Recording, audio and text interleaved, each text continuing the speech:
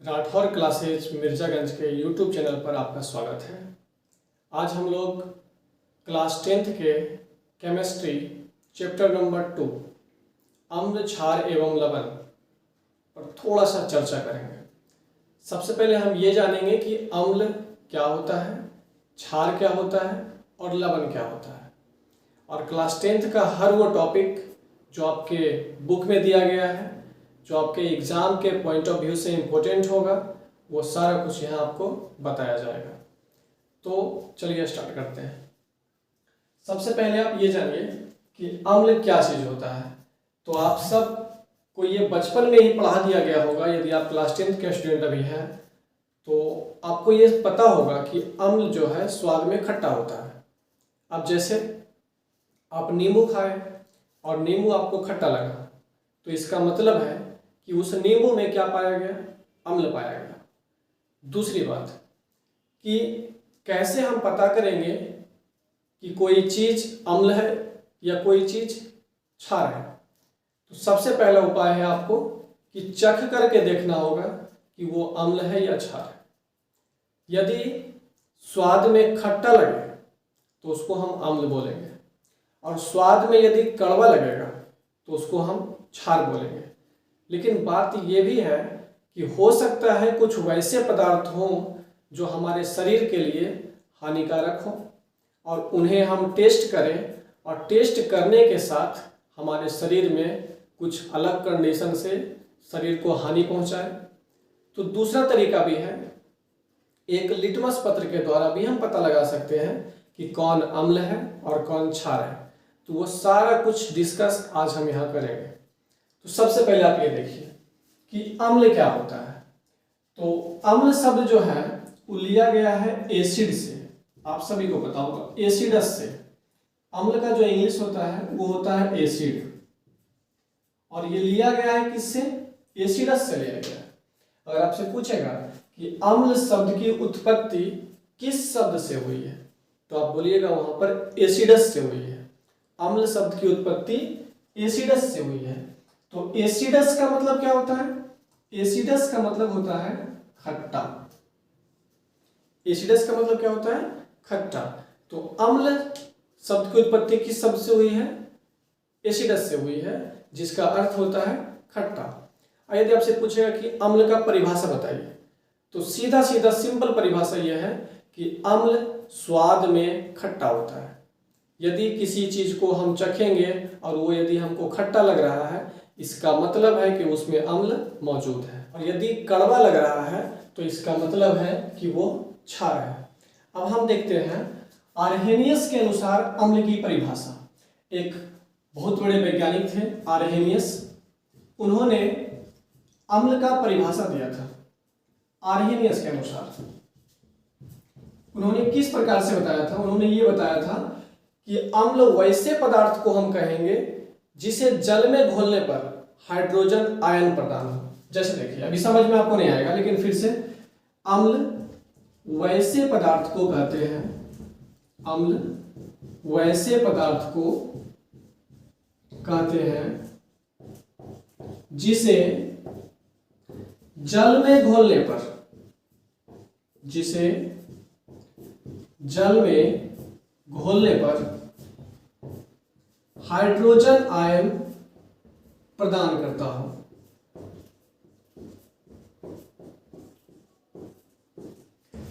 Arrhenius के अनुसार यदि अम्ल का परिभाषा आपसे पूछेगा तो आपको यह बोलना है कि अम्ल वैसे पदार्थ को कहते हैं जिसे जल में घोलने पर हाइड्रोजन आयन प्रदान करता हो। जैसे आप ये जानते होंगे कि HCl, HCl का मतलब होता है हाइड्रोक्लोरिक अम्ल। HCl का मतलब होता है हाइड्रोक्लोरिक अम्ल। और यदि हाइड्रोक्लोरिक अम्ल में हम क्या किए, जल को मिला दिए या जल में घोल दिए, तो ये क्या निर्माण हुआ? ये hydrogen ion plus chlorine ion का निर्माण हुआ। तो आर्हेनियस ने यही बताया था कि यदि अम्ल को हम जल में घोलेंगे, यदि अम्ल को जल में घोला जाए तो वो क्या प्रदान करेगा? हाइड्रोजन आयन प्रदान करेगा। आप देखिए यहाँ हाइड्रोजन आयन प्रदान हुआ है। दूसरा हम लेते हैं H2SO4। H2SO4 का मतलब क्या होता है? सल्फ्यूरिक अम्ल। सल्फ्यूरिक अम्ल को यदि जल में घोला जाए, कहाँ घोलेंगे? जल में। जल में घोलेंगे तो क्या बनेगा? Hydrogen ion plus SO4। अब ये देखिए, यहाँ हाइड्रोजन कितना है? हाइड्रोजन यहाँ 2 है, तो हमको भी यहाँ करना पड़ेगा 2, और यस यानी कि सल्फर 1 है, ऑक्सीजन 4 है, तो यहाँ करना पड़ा 4। आप मुख्यतः ये देखिए, क्या हाइड्रोजन आयन प्रदान हुआ या नहीं हुआ? दूसरा आप देखिए HNO3, इसको हम बोलेंगे नाइट्रिक अम्ल। क्या बोलेंगे? नाइट्रिक अम्ल। इसको भी हम क्या करते हैं? जल में घोलते हैं, और जल में घोलने से क्या होगा? हाइड्रोजन आयन अलग हो जाएगा प्लस NO3 अलग हो जाएगा। देखिए, आर्हेनियस के अनुसार अम्ल की परिभाषा उन्होंने ये बताए थे कि यदि कोई अम्ल है और उस अम्ल को हम जल में घोल देते हैं तो हाइड्रोजन आयन अलग हो जाता है या हाइड्रोजन आयन प्रदान करता है। तो यदि आपसे पूछेगा कि आर्हेनियस के अनुसार अम्ल का परिभाषा बताइए, तो आर्हेनियस के अनुसार अम्ल का परिभाषा यह होगा कि अम्ल वैसे पदार्थ को कहते हैं जिसे जल में घोलने पर हाइड्रोजन आयन प्रदान करता हो, उसे क्या बोलेंगे? अम्ल कहेंगे। ठीक है, अब देखते हैं हम लोग अम्ल के गुण कि अम्ल में कौन कौन से गुण पाए जाते हैं। अब देखते हैं हम लोग अम्ल के गुण। अम्ल स्वाद में खट्टा होता है। दूसरा, अम्ल जल में घुलकर हाइड्रोजन आयन देता है। तीसरा, अम्ल नीले लिटमस पत्र को लाल कर देता है। अब ये लिटमस पत्र के बारे में हम आपको आगे चर्चा करेंगे। इसका पीएच मान 7 से कम होता है। तो पीएच मान मतलब क्या होता है?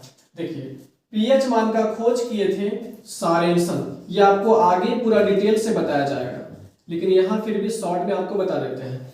अगर आपसे पूछेगा कि पीएच का खोज किसने किया था, यानी पीएच मान है क्या चीज, तो पीएच मान एक स्केल है। जैसे देखिए, ये स्केल है और यहाँ दर्शा दिया जाता है 0 से लेकर के 7 तक, फिर 8 से लेकर के 14 तक। यदि 0 से लेकर के 6 तक में यदि उसका मान आया, उसका पीएच मान आया, तो इसको हम बोलेंगे अम्ल। यदि 8 से लेकर के 14 तक में आया तो उसको हम बोलेंगे क्षार।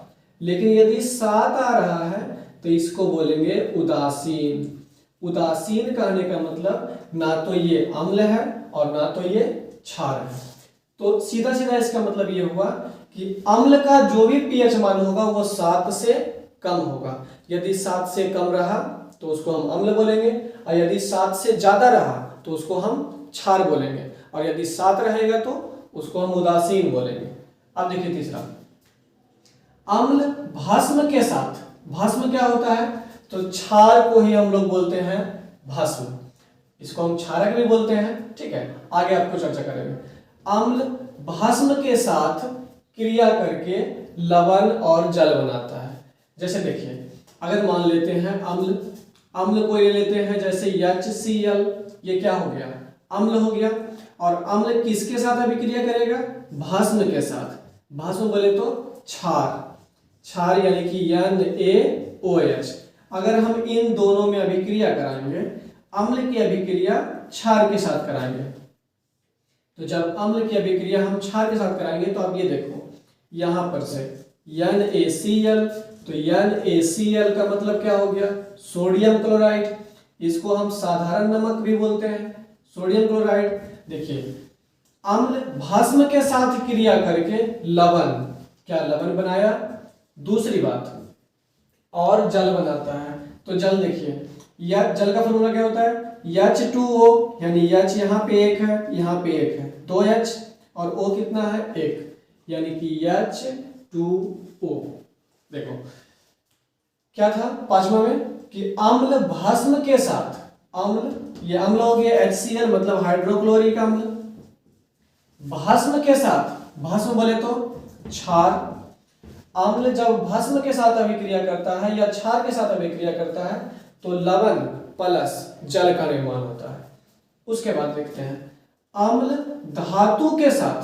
अब यदि यही इसी जगह पर हम कोई ले लेते हैं धातु, जैसे जिंक, क्या हो गया आपका? जिंक धातु है, और जिंक का अभिक्रिया हम करा रहे हैं H2SO4 के साथ। अब H2SO4 क्या है? तो H2SO4 यानी कि अम्ल। कौन सा अम्ल? सल्फ्यूरिक अम्ल। तो जब हम इसका अभिक्रिया कराते हैं, अम्ल धातु के साथ अभिक्रिया करके लवण और H2 का निर्माण करता है। देखिए, जिंक की अभिक्रिया करा रहे हैं किसके साथ? सल्फ्यूरिक अम्ल के साथ। तो ये जिंक सल्फेट बनेगा। देखो, जिंक सल्फेट बनेगा और ये हाइड्रोजन जो है अलग हो जाएगा, यानी कि ZnSO4 और क्या बनेगा? प्लस में H2 का निर्माण होगा। तो प्लस में H2 का निर्माण होगा। ठीक है। देखिए दूसरा एग्जांपल, यदि हम लेते हैं Na बोले तो सोडियम, और जब हम सोडियम की अभिक्रिया कराते हैं किसी अम्ल के साथ, जैसे लेते हैं HCl, तो HCl अम्ल हो गया और ये क्या हो गया? धातु। तो जब धातु की अभिक्रिया हम कराएंगे अम्ल के साथ तो निर्माण होगा किसका? लवण का। लवण यानी कि NaCl, और निर्माण क्या होगा? H2 यानी कि हाइड्रोजन का। तो ये था अम्ल के गुण। एक बार फिर से देख लेते हैं। सबसे पहला गुण, अम्ल स्वाद में खट्टा होता है। दूसरा गुण कि अम्ल को यदि जल में घोला जाए तो वो हाइड्रोजन आयन देता है। तीसरा, अम्ल नीले लिटमस पत्र को लाल कर देता है। इसका पीएच मान 7 से कम होता है। अम्ल भस्म के साथ क्रिया करके लवण और जल बनाता है। अम्ल धातु के साथ अभिक्रिया करके लवण और H2 का निर्माण करता है। यहाँ पे थोड़ा सा देखिएगा कि यदि भस्म रहेगा तो लवण प्लस जल बनेगा, यदि कोई धातु रहेगा तो लवण भी बनेगा और लवण के साथ साथ हाइड्रोजन बनेगा, यानी कि H2 का निर्माण होगा। अब हम लोग देखते हैं अम्लों का वर्गीकरण। तो सबसे पहले शक्ति के आधार पर अम्ल को दो भागों में बांटा गया है। एक को हम बोलेंगे प्रबल अम्ल और दूसरा को हम लोग बोलेंगे दुर्बल अम्ल। तो प्रबल अम्ल किसको बोलेंगे? तो वैसा अम्ल जो जल में पूरा तरीके से घुल जाए उसको हम प्रबल अम्ल कहते हैं। जैसे HCl, यदि HCl को किसी जल के विलयन में घोला जाए तो वो पूरा घुल जाएगा। HNO3 यानी कि नाइट्रिक अम्ल, यदि इसको हम जल में पूरा तरीके से घोलते हैं क्या हो जाएगा? पूरा तरीके से घुल जाएगा। तो प्रबल अम्ल किसको बोलेंगे? वैसा अम्ल जो जल में पूरा तरीके से घुल जाए, यानी कि पूर्ण रूप से घुल जाए, उसे प्रबल अम्ल कहते हैं। और जो पूरा तरीके से नहीं घुले, आंशिक रूप से घुले, आंशिक रूप कहने का मतलब थोड़ा सा घुले, उसे हम क्या बोलेंगे? दुर्बल अम्ल बोलेंगे। जैसे CH3COOH, यदि इसको घोलते हैं तो कुछ घुलेगा और कुछ नहीं घुलेगा, तो इसको हम क्या बोलेंगे? दुर्बल अम्ल। सीधा और सिंपल सटीक जवाब क्या होगा? पानी में यदि पूरा तरीके से घुल रहा है तो उसको हम प्रबल अम्ल, और पानी में नहीं घुल रहा है तो उसको हम दुर्बल अम्ल बोलेंगे। अब हम लोग देखेंगे सांद्र अम्ल। तो सांद्र अम्ल वैसे अम्ल को कहेंगे जैसे अगर कोई एक बीकर ले और बीकर में हम क्या करें? जल डालें, और जल की जो मात्रा है, जल की मात्रा हमने रखा 30%, और इसमें क्या डालें? अम्ल डालें, और अम्ल की मात्रा हम रखें 70%। तो आप ये बताइए कि अम्ल है 70% और जल है 30%। कहने का मतलब ये जो विलयन बनेगा इसमें अम्ल की मात्रा ज्यादा है, और यदि अम्ल की मात्रा ज्यादा रहेगा तो उसे हम बोलेंगे सांद्र अम्ल। तो सांद्र अम्ल का परिभाषा कैसा होगा? वैसा अम्ल, वैसा विलयन जिसमें अम्ल की मात्रा ज्यादा हो और जल की मात्रा कम हो, उसे सांद्र अम्ल कहते हैं। अब यही बात को हम बोलेंगे तनु अम्ल किसे कहते हैं? तो जस्ट इसका अपोजिट। तनु अम्ल कहने का मतलब अम्ल जो रहेगा वो तनिसुक रहेगा, मतलब थोड़ा सा रहेगा। जैसे अम्ल जो रहेगा, मानते हैं अम्ल रहेगा 20% और पानी रहेगा यानी कि जल रहेगा 80%, और इससे जो विलयन तैयार होगा इसको हम बोलेंगे तनु अम्ल या तनु अम्ल का विलयन। तो तनु अम्ल किसे कहेंगे? वैसा अम्लीय विलयन जिसमें अम्ल की मात्रा कम हो और जल की मात्रा अधिक हो, उसे तनु अम्ल कहते हैं। अब देखिए तीसरा ऑक्सी अम्ल। तो ऑक्सी अम्ल किसे कहते हैं? तो वैसा अम्ल जिसमें हाइड्रोजन परमाणु के साथ साथ ऑक्सीजन परमाणु भी जुड़ा रहता है। वैसा अम्ल जिसमें हाइड्रोजन परमाणु के साथ साथ ऑक्सीजन परमाणु भी जुड़ा रहता है तथा एक अन्य तत्व भी उसमें उपस्थित रहता है, उसे ऑक्सी अम्ल कहते हैं।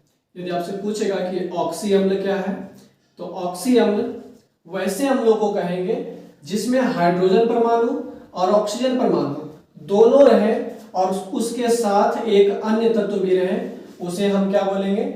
ऑक्सी अम्ल बोलेंगे। दूसरा एग्जांपल HNO3। देखिए इसमें हाइड्रोजन भी है और ऑक्सीजन भी है, तो हाइड्रोजन के साथ साथ ऑक्सीजन भी रहे और इसके साथ एक अन्य तत्व भी रहे, उसे हम क्या बोलेंगे? ऑक्सी अम्ल। दूसरा हाइड्रा अम्ल। हाइड्रा अम्ल क्या होता है? तो HCl, ये किसका एग्जाम्पल है? तो ये एग्जाम्पल है हाइड्रा अम्ल का। जैसे हाइड्रा अम्ल किसको बोलेंगे? तो वैसा अम्ल जिसमें हाइड्रोजन के साथ साथ ऑक्सीजन नहीं रहे, यानी कि वैसा अम्ल जिसमें हाइड्रोजन के साथ साथ ऑक्सीजन जुड़ा हुआ नहीं रहे, उसे हाइड्रा अम्ल कहते हैं। ठीक है, फिर से एक बार देखिएगा। शक्ति के आधार पर अम्ल को दो भागों में बांटा गया है। प्रबल अम्ल यदि जल में पूरा तरीके से घुल रहा है, प्रबल अम्ल। जल में आंशिक रूप से घुल रहा है, दुर्बल अम्ल। सांद्र अम्ल में क्या होगा? अम्ल की मात्रा ज्यादा होगा और जल की मात्रा कम होगा, उसको सांद्र अम्ल बोलेंगे। तनु अम्ल, अम्ल की मात्रा कम होगा और जल की मात्रा अधिक होगा, उसे तनु अम्ल बोलेंगे। ऑक्सी अम्ल, ऑक्सी अम्ल में क्या होगा कि हाइड्रोजन परमाणु के साथ साथ ऑक्सीजन परमाणु जुड़ा रहे और इसके साथ एक अन्य तत्व भी उपस्थित होना चाहिए, उसे हम ऑक्सी अम्ल कहते हैं। हाइड्रा अम्ल किसको बोलेंगे? तो वैसा अम्ल, ये विलयन या वैसा अम्ल जिसमें हाइड्रोजन के साथ साथ ऑक्सीजन परमाणु नहीं रहे, उसे हाइड्रा अम्ल कहते हैं। ठीक है, एक और होता है आप लोग का कार्बनिक अम्ल और दूसरा होता है खनिज लवण, खनिज अम्ल। तो कार्बनिक अम्ल किसे कहते हैं? तो पेड़ पौधे एवं जीव जंतुओं से प्राप्त अम्ल को कार्बनिक अम्ल कहते हैं। यानी कि वैसा अम्ल जो हमें जीव जंतुओं एवं पेड़ पौधे से प्राप्त अम्ल को कार्बनिक अम्ल कहते हैं। देखिए कार्बनिक अम्ल बोले तो जैसे सिट्रिक अम्ल। सिट्रिक अम्ल तो पूछेगा आपसे कि सिट्रिक अम्ल किस में पाया जाता है? तो नींबू में पाया जाता है, संतरा में पाया जाता है। तो पूछेगा आपसे कि ये कौन सा लवण, कौन सा अम्ल है? तो इसको हम बोलेंगे कार्बनिक अम्ल। क्यों बोलेंगे? क्योंकि ये पाया कहाँ जा रहा है? पेड़ पौधों से पाया जा रहा है। ठीक है, तो उसे हम बोलेंगे कार्बनिक अम्ल। दूसरा हम लेते हैं आपको फॉर्मिक अम्ल। तो फॉर्मिक अम्ल कहाँ पाया जाता है? मधुमक्खी के डंक में। तो मधुमक्खी के डंक में यानी कि जीव जंतुओं में, तो यही बोला गया है। कार्बनिक अम्ल किसे कहते हैं? तो पेड़ पौधे एवं जीव जंतु, पेड़ पौधे एवं जीव जंतुओं से प्राप्त अम्ल को कार्बनिक अम्ल कहते हैं। दूसरा है खनिज अम्ल। एक बात और देखिएगा, कार्बनिक अम्ल जो भी रहेगा वो रहेगा दुर्बल अम्ल। कौन सा अम्ल रहेगा? दुर्बल अम्ल। जैसे अभी आपको यहां बताया गया था कि दुर्बल अम्ल क्या है? जो आंशिक रूप से घुलेगा उसको हम क्या बोलेंगे? दुर्बल अम्ल। तो ये भी तो है कि पहचान कैसे करेंगे? अब तो ऐसा नहीं है कि कोई भी अम्ल मिलाएं और उसको हम टेस्ट करने के लिए कि ये प्रबल है कि दुर्बल, हमेशा हम उसको पानी में चेक करेंगे कि अगर पूरे तरीके से घुल गया तो प्रबल, आंशिक रूप से घुला तो दुर्बल। ऐसा नहीं करना है। एक पहचानने का सिंपल तरीका है कि यदि वो अम्ल पेड़ पौधे या जीव जंतु से प्राप्त हो रहा है तो उसको हम बोलेंगे दुर्बल अम्ल। कौन सा अम्ल? दुर्बल अम्ल। और उसी को हम बोलेंगे कार्बनिक अम्ल। और यदि खनिजों से प्राप्त हो रहा है तो उसको हम बोलेंगे खनिज अम्ल। जैसे HNO3, इसको हम क्या बोलते हैं? सोरे का अम्ल भी इसको बोलते हैं। और ये प्रायः जो होते हैं प्रबल होते हैं, प्रबल अम्ल। तो अगर आपसे पूछेगा कि खनिज अम्ल प्रबल होता है या दुर्बल, तो आपको बोलना है प्रबल अम्ल। कार्बनिक अम्ल, दुर्बल अम्ल। ठीक है।